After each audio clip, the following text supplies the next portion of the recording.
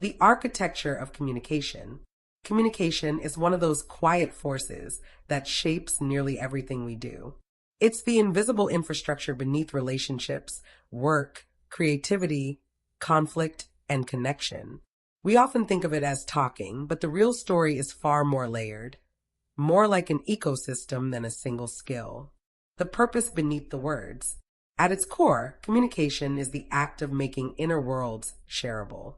Every message carries two layers: the content, what we say; the intention, why we say it. When these two align, communication feels effortless. When they drift apart, misunderstandings grow. Much of human friction comes not from disagreement, but from mismatched intentions that were never spoken aloud. The channels we use. Communication moves through multiple channels at once. Verbal language, the literal words. Tone, the emotional temperature. Body language, posture, expression, movement. Silence, often the most revealing channel of all. Each channel adds texture. A simple "I'm fine" can mean reassurance, frustration, resignation, or invitation depending on how it's delivered. Listening as a creative act. We often treat listening as passive, but it's actually generative. A good listener doesn't just absorb information. They shape the conversation by signaling safety, asking clarifying questions, reflecting meaning back, noticing what isn't said. Listening is how we tell someone their inner world matters. Barriers that distort meaning.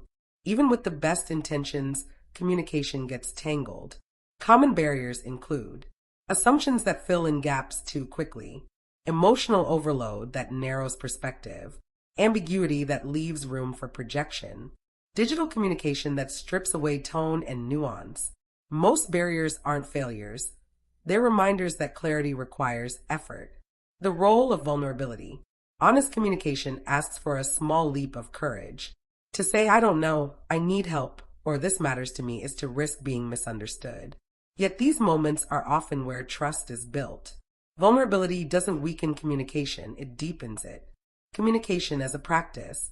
Like any craft, communication improves with intentional practice.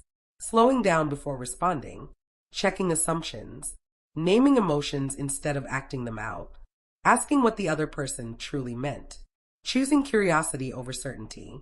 These habits turn communication from a reaction into a skill. The larger impact. When communication works well, it becomes a kind of social technology. It strengthens teams, nurtures relationships, resolves conflict, and makes collaboration possible. When it breaks down, even simple tasks become difficult. In a world full of noise, clear communication is a form of generosity. It tells others, "I want to understand you and I want to be understood."